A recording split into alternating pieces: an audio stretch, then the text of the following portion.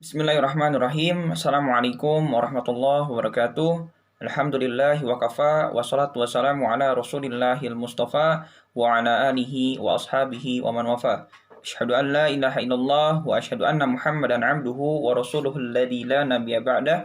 Allahumma shalli ala sayyidina Muhammad wa ala ali sayyidina Muhammad. Perkenalkan, nama saya Ali Imanul Hakim dari kelas 6A IPAI 2018 dengan NIM 1803667. Di video kali ini saya akan menjawab pertanyaan-pertanyaan yang merupakan soal dari UTS mata kuliah Tafsir Tarbawi yang diampu oleh Bapak Dr. Aam Abdussalam MPD dan Bapak Dr. Cucu Surahman MAG. Pertama, saya akan membacakan Quran Surah Az-Zariyat ayat 56 terkait tujuan penciptaan manusia menjadi hamba Allah, dan Quran Surah Al-Baqarah ayat 30 terkait tujuan penciptaan manusia menjadi khalifatullah, beserta arti perkata, arti seluruhnya, dan sedikit penjelasannya. A'udzu billahi minasy syaithanir rajim. Wa ma khalaqtul jinna wal insa illa liya'budun. Artinya, dan aku tidak menciptakan jin dan manusia melainkan supaya mereka beribadah kepadaku. Arti perkata, wama, dan tidaklah, khalaqtu, aku menciptakan, al-jinna, jin, wal insa, dan manusia, illa, kecuali, liya'budun, untuk beribadah. Sedikit penjelasan mengenai Quran Surah Az-Zariyat ayat 56. Jadi ayat ini menjelaskan mengenai tujuan penciptaan jin dan manusia, yang mana tujuan daripada penciptaan kedua makhluk tersebut, yaitu jin dan manusia, adalah untuk beribadah kepada Allah Subhanahu wa Ta'ala. Jika dikaitkan dengan pendidikan, maka output yang dihasilkan dari tujuan pendidikan itu tidak lepas dari bentuk pengabdian kita kepada Allah Subhanahu wa Ta'ala. Misalkan seseorang yang telah selesai mengikuti proses rangkaian pendidikan, seluruh rangkaian pendidikan, dan ia sukses menjadi seorang dokter misalkan, maka jadikan profesi tersebut sebagai bentuk pengabdian kepada Allah Subhanahu wa Ta'ala. Begitupun juga orang yang sudah sukses menjadi seorang pengusaha, maka jadikan profesi pengusaha tersebut sebagai ibadah kita kepada Allah Subhanahu wa Ta'ala. Baik, dilanjutkan dengan Quran Surah Al-Baqarah ayat 30. A'udzu billahi minasy syaithanir rajim. Wa idz qala rabbuka lil malaikati inni ja'ilun fil ardi khalifah. قالوا أتجعل فيها من يفسد فيها ويسفك الدماء ونحن نسبح بحمدك ونقدس لك قال إني أعلم ما لا تعلمون. Artinya, dan ingatlah ketika Tuhanmu berfirman kepada para malaikat, sesungguhnya aku akan menjadikan seorang khalifah di muka bumi. Mereka berkata, mengapa engkau hendak menjadikan khalifah di bumi itu seorang yang akan membuat kerusakan padanya dan menumpahkan darah? Padahal kami senantiasa bertasbih dengan memuji engkau dan mensucikan engkau. Tuhan berfirman, sesungguhnya aku mengetahui apa yang tidak kamu ketahui. Arti perkata, wa'idh, dan ketika, qala, dia berfirman, rabbuka, Tuhanmu, lil malaikati, kepada para malaikat, inni, sesungguhnya aku, ja'ilun, pencipta, fi di al-ardi bumi, khalifatun khalifah. Qalu mereka berkata, ataj'alu apakah engkau jadikan fiha di dalamnya man orang yufsidu membuat kerusakan fiha di dalamnya wa yasfiku dan menumpahkan ad-dima'a darah wa nahnu dan kami nusabbihu kami bertasbih bihamdika dengan memujimu wa nuqaddisu dan kami mensucikan laka bagimu. Qala dia berfirman, inni sesungguhnya aku a'lamu aku lebih mengetahui ma apa-apa la tidak ta'lamun kamu mengetahui. Sedikit penjelasan mengenai Quran surah Al-Baqarah ayat 30. Ayat ini menjelaskan maksud Allah menciptakan manusia untuk menjadi seorang khalifah. Khalifah di sini bisa berarti pengganti atau wakil yang mewakilkan Allah untuk menjalankan hukum-hukum Allah di muka bumi. Atau bisa juga khalifah di sini berarti sebagai seseorang yang mampu mengoptimalkan, mengusahakan, serta memberdayakan potensi yang ada dalam dirinya untuk menjaga serta melestarikan bumi ini.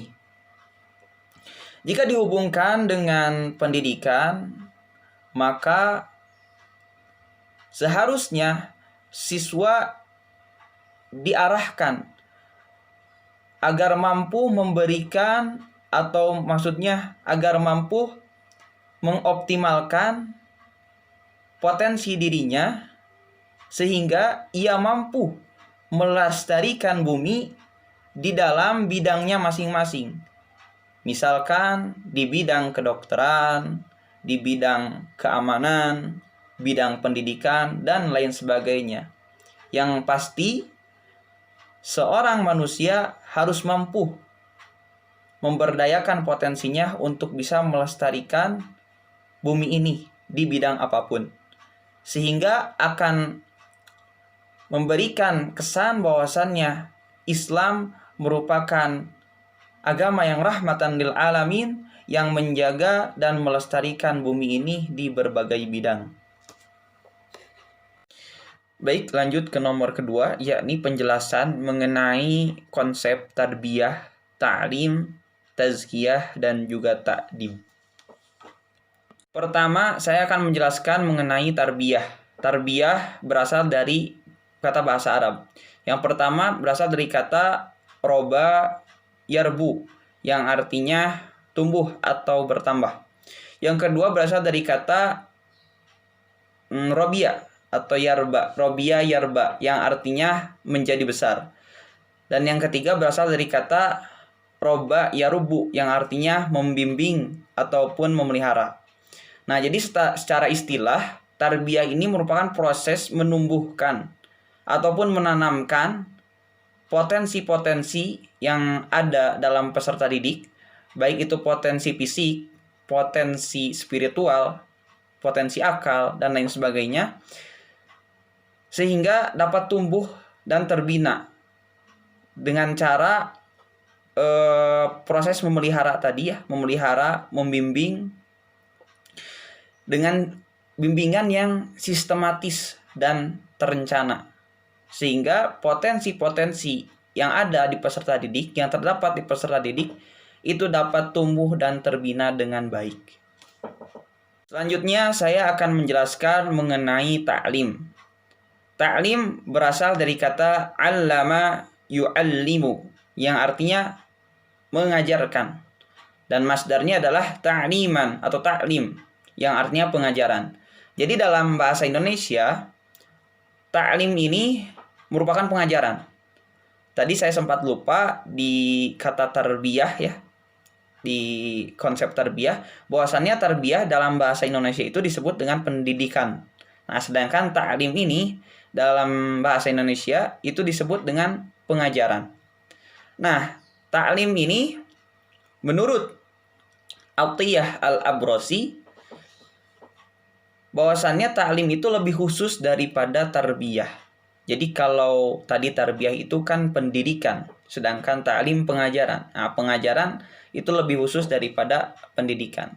Yang mana pengajaran ini atau ta'lim ini merupakan proses memberikan pemahaman, memberikan pengertian, tanggung jawab kepada peserta didik. Seperti contoh ketika Allah Subhanahu wa taala memberikan pengetahuan, memberikan pengenalan kepada Nabi Adam alaihissalam terkait buah-buahan, sayur-sayuran, dan benda-benda yang ada di bumi. Itu adalah ta'lim. Selanjutnya saya akan menjelaskan mengenai tazkiyah. Tazkiyah ini berasal dari kata zakka yuzakki, yang artinya menyucikan atau membersihkan. Dan masdarnya adalah tazkiyah, yang artinya penyucian. Adapun secara istilah, tazkiyah ini adalah proses penyucian diri dari sifat-sifat tercela dan menumbuhkan sifat-sifat terpuji dalam diri atau dalam diri peserta didik. Nah, tazkiyah ini ada setelah ta'lim, ada setelah pengajaran. Setelah peserta didik diberikan pengetahuan, pemahaman, tanggung jawab, pentingnya amanah, dan lain sebagainya, maka di sana akan ada proses tazkiyah, proses penyucian diri.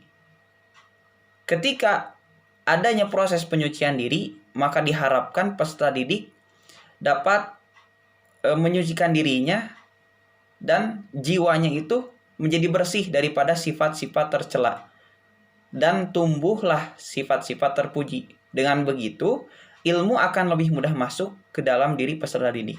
Karena al-ilmu nurun. Ilmu itu cahaya. Dan ilmu akan masuk ke dalam orang-orang atau jiwa-jiwa yang suci daripada sifat-sifat tercela. Yang terakhir saya akan menjelaskan mengenai ta'dib. Ta'dib berasal dari kata addaba yu'addibu ta'diban, yang artinya mengajarkan sopan santun. Menurut Syekh Naqib Al-Atas, bahwasannya ta'dib ini merupakan proses pengenalan terhadap segala sesuatu yang berkaitan dengan penciptaan, sehingga akan menggiring kepada pengenalan kekuasaan yang menciptakan, yaitu Tuhan. Dengan adanya penggiringan terhadap kekuasaan yang menciptakan, peserta didik diharapkan akan memiliki adab yang baik, karena dia tahu tentang kekuasaan Tuhan, tentang keagungan Tuhan. Maka dari itu, dengan keempat konsep tadi, tarbiyah, ta'lim, tazkiyah, dan ta'dib, peserta didik diharapkan dapat memiliki ataupun mampu memiliki akal yang cerdas, jiwa yang suci, serta akhlak yang baik. Selanjutnya saya akan menjawab pertanyaan ketiga, yakni menjelaskan 9 prinsip pendidikan Islam menurut Dr. A'am Abdus Salam. Yang pertama yakni prinsip rahmaniyah, yang kedua takamuliyah, yang ketiga syumuliyah, yang keempat wasaliyah, yang kelima tawazuniyah, yang keenam istimrariyah, yang ketujuh waqiyah, yang kedelapan rabbaniyah, dan yang terakhir prinsip uswiyah. Baik, saya akan menjelaskan prinsip yang pertama, yakni prinsip rahmaniyah. Prinsip rahmaniyah ini maksudnya adalah kasih sayang harusnya menjadi cara pandang dan juga pola sikap dalam berkomunikasi dan berinteraksi saat pembelajaran. Kasih sayang seorang muallim, seorang guru, harus terasa, harus terbaca dan terapresiasi oleh muallam atau peserta didik. Dengan begitu akan menimbulkan hubungan yang kuat yang menumbuhkan rasa percaya dan juga kesediaan dari muallam, dari peserta didik untuk menerima nilai-nilai positif serta pengetahuan-pengetahuan dari muallimnya. Selanjutnya saya akan menjelaskan prinsip yang kedua, yaitu prinsip takamuliyah. Prinsip takamuliyah ini maksudnya bahwa pengembangan teori belajar dan praktek pembelajaran dibangun atas prinsip keterpaduan yang sangat kokoh, sebab berdiri di atas paradigma Iqra. Nah, paradigma Iqra ini menempatkan tauhidullah, keesaan Allah sebagai pondasinya, sehingga Allah menjadi sentral, menjadi asal, menjadi rujukan dan tujuan pembelajaran. Selanjutnya saya akan menjelaskan prinsip yang ketiga, yaitu prinsip syumuliyah. Prinsip syumuliyah ini adalah prinsip komprehensif. Maksudnya, pembelajaran atau taklim itu harus meliputi seluruh entitas dan juga dimensi-dimensi kehidupan. Seperti contoh misalkan dimensi individu dan sosial, dimensi ilmu dan amal, dimensi dunia dan akhirat, serta dimensi-dimensi lainnya. Semua dimensi yang tadi disebutkan itu harus menjadi perhatian pembelajaran selama dimensi-dimensi tadi itu ada kaitannya, ada manfaatnya bagi pengembangan manusia dan kehidupannya secara menyeluruh. Selanjutnya saya akan menjelaskan prinsip yang keempat, yaitu prinsip wasaliyah atau prinsip kemediaan. Maksudnya adalah pembelajaran itu harus berangkat dari pemberdayaan sumber belajar. Jadi sumber belajar yang ada harus diberdayakan dan juga dioptimalkan. Maka dari itu dengan adanya prinsip ini, pembelajaran itu dituntut agar benar-benar membelajarkan, bukan hanya sekedar mengajarkan, mentransfer ilmu pengetahuan dari seorang guru kepada peserta didik. Maka dari itu, dengan adanya prinsip ini itu lebih cenderung kepada pendekatan student center atau lebih pada fokus kepada peserta didik, sehingga pembelajaran lebih bersifat mandiri. Selanjutnya saya akan menjelaskan prinsip yang kelima, yaitu prinsip tawazuniyah, yaitu prinsip keseimbangan. Maksud dari prinsip ini adalah taklim atau pembelajaran harus menempatkan dimensi kehidupan secara tepat dan proporsional. Misalkan dimensi ilmu dan amal atau dimensi dunia dan akhirat. Itu harus ditempatkan secara tepat dan proporsional, sehingga tidak berat sebelah antara satu sisi atau satu dimensi dengan dimensi yang lain. Jadi dengan adanya prinsip ini, pembelajaran harus bisa mengembangkan seluruh potensi yang ada pada peserta didik dengan seimbang. Selanjutnya saya akan menjelaskan prinsip yang keenam, yaitu prinsip istimroriyah atau prinsip kontinu. Yang mana maksudnya prinsip ini adalah pembelajaran itu harus dilakukan secara kontinu, secara terus-menerus. Selama kita masih hidup, selama kita masih diberikan umur oleh Allah Subhanahu wa taala, maka pembelajaran harus terus dilakukan. Sebagaimana dalam hadis utlubul ilma minal mahdi ilal lahdi. Tuntutlah ilmu dari buayan hingga liang lahat. Itu merupakan prinsip istimrariyah. Selanjutnya adalah prinsip waqi'iyah atau prinsip kontekstual, yang mana maksud dari prinsip ini adalah pembelajaran harus sejalan dengan kenyataan dan pembelajaran harus hadir sebagai solusi dari permasalahan. Jadi pembelajaran itu bukan hanya sekedar proses mentransferkan ilmu untuk memperkaya akal peserta didik, tetapi dengan adanya pembelajaran tersebut peserta didik dapat mengatasi permasalahan hidupnya. Karena pembelajaran sebagai solusi dari permasalahan. Selanjutnya prinsip yang kedelapan yaitu prinsip Rabbaniyah, yaitu prinsip ketuhanan. Yang mana dalam prinsip ini pembelajaran harus menempatkan Rabb, menempatkan Tuhan sang pencipta manusia sebagai tujuan dan juga rujukan daripada pembelajaran. Kita belajar, melaksanakan proses pembelajaran itu karena Allah dan untuk Allah. Sehingga pembelajaran di sini diniatkan sebagai ibadah kita kepada Allah Subhanahu wa taala.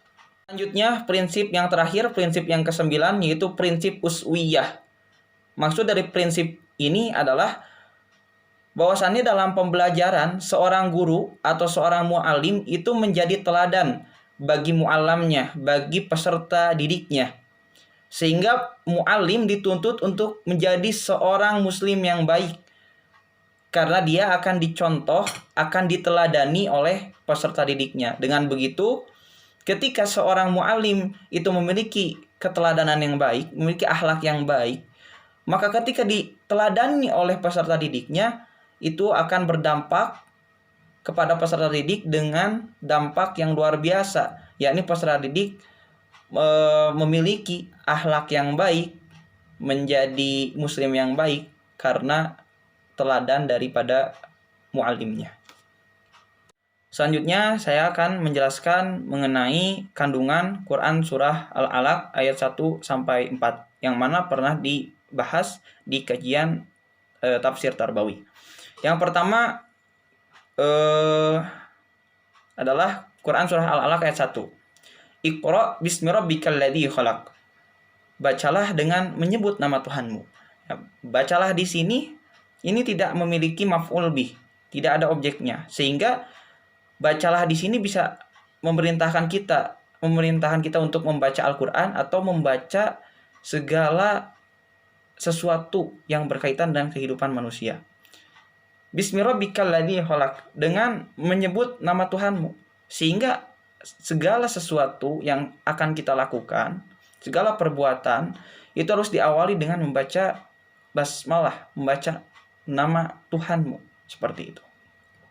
Lalu selanjutnya ayat kedua di Quran surah Al-Alaq, khalaqal insana min 'alaq. Bahwasanya manusia itu diciptakan dari 'alaq, dari segumpal darah.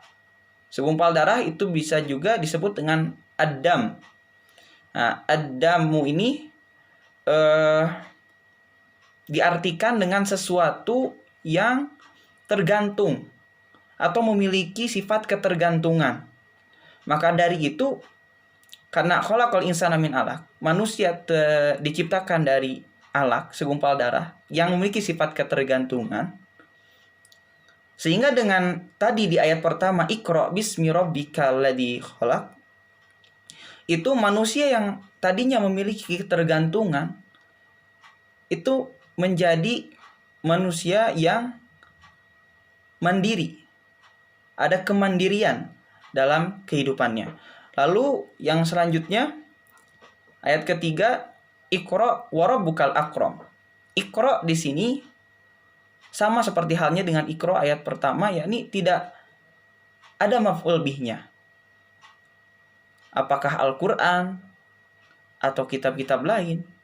Karena dari itu para ulama tafsir menyebutkan bahwasannya maf'ul bih di sini bisa Al-Quran, bisa juga segala sesuatu yang berkaitan dengan kehidupan kita. Wa rabbukal akram, dan Rabbulah yang paling mulia. Nah, wa di sini sebenarnya tidak ada sambungannya. Jadi tidak ada kaitannya antara Iqra dengan Rabbukal akram. Maka dari itu bisa dipastikan wawu di sini bukan wawu atop, bukan wawu yang artinya dan. Karena dari itu teruslah membaca. Terus membaca hingga akhirnya nanti terbuka bahwasannya dengan kita membaca, dengan kita belajar, maka kita akan mengetahui bahwasannya Tuhan kita itu Tuhan yang paling mulia. Tuhan yang memiliki kasih sayang yang luar biasa, yang maha pengasih lagi penyayang, dan lain sebagainya. Lalu terakhir di ayat keempat, alladzi 'allama bil qalam, yang mengajarkan manusia dengan pena. Ya. Jika allama di sini mengajarkan, maka itu bisa diartikan dengan pena ya, atau pulpen. Dan jika allama di sini artinya membelajarkan, maka dari itu maksudnya adalah yang membelajarkan manusia, dan kolam di sini tuh adalah media gitu. Jadi yang membelajarkan manusia dengan media seperti itu.